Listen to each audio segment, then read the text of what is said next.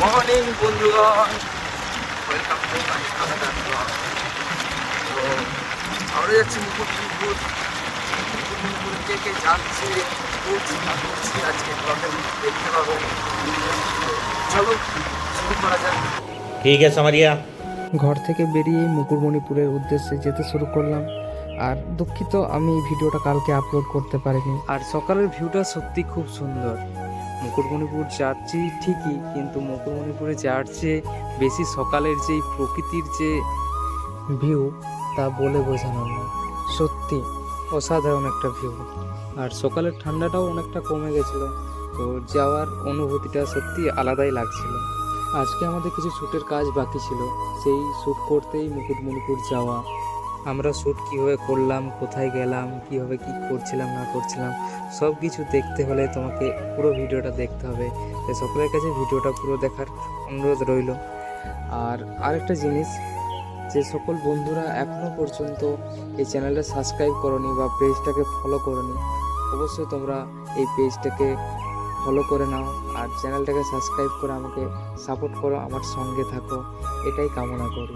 তো চলো, যেতে যেতে প্রকৃতির কিছুটা অনুভূতি তোমাদের সাথে শেয়ার করলাম।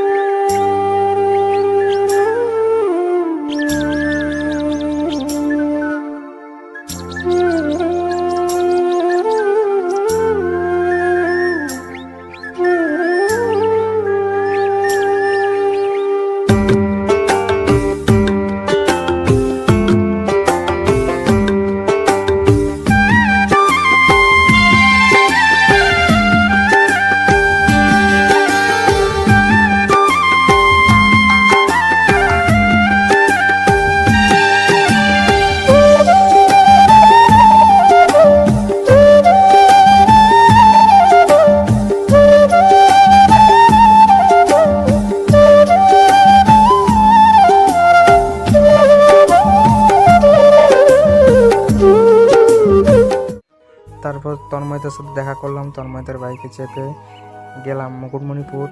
যেতে যেতে ভিউটাই দেখছিলাম বেশিরভাগ, কেননা খুবই সুন্দর একটা ভিউ ছিল। রাস্তায় যাচ্ছিলাম, রাস্তায় যেতে যেতে হঠাৎই দেখি একটা ট্রাক যাচ্ছে। সেই ট্রাকটার পিছনে লেখা আছে যাচ্ছে দিন বাড়ছে ঋণ। সত্যি কথাটা খুবই সুন্দর লাগলো, যাচ্ছে দিন বাড়ছে ঋণ। তোমরাও দেখে নাও সেই কথাটা। তারপর যেতে যেতে একটা চায়ের দোকানে দাঁড়ালাম। চা যতই খাও, চায়ের আর স্বাদ মেটে না। তারপরে অবশেষে পৌঁছে গেলাম আমরা রিসর্টে পৌঁছানোর পর একটু ঘোরাঘুরি করলাম, কিছু ফুলের ছবি এটা সেটা সব দেখছিলাম। আর সেদিন ছিল প্রপোজ ডে, তাই আমার তো প্রপোজ করার মন কেউ থাকেনি, তাই গাছের ফুলটা গাছেই রইলো। আর আমরাও একটু ঘোরাঘুরি করলাম, দেখলাম আসল প্রপোজ ডে তো এখানেই পালন বেরিয়ে পড়লাম আমাদের কাজে। আমার সঙ্গে ছিল সন্টুদা।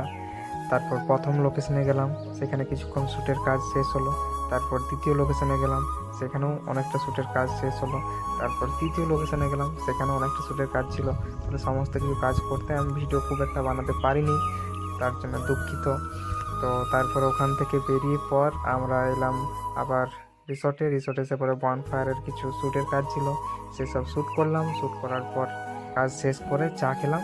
চা খাওয়ার পর আবার বেরিয়ে পড়লাম নিজেদের ঘর আসার জন্য। ঘর আসতেও প্রায় অনেকটা রাত্রি হয়ে গেছিলো, তবু আর এক কাপ চা খাওয়াই যায়। চা খেয়ে পর আবার গাড়িতে চাপলাম। গাড়িতে আস্তে আস্তে অনেকটাই লেট হয়ে গেছিলো। ঘরে এসে মুখ হাত ধুলাম, মুখ হাত ধোয়ার পরে খাবার খেলাম। খাবার খেয়ে পরে কিছুক্ষণ ফোনটা ঘাটলাম। ফোন ঘাটার পরে ঘুমিয়ে পড়লাম। আজকের ব্লগটা যদি ভালো লাগে থাকে লাইক কমেন্ট শেয়ার অবশ্যই করবে। টাটা।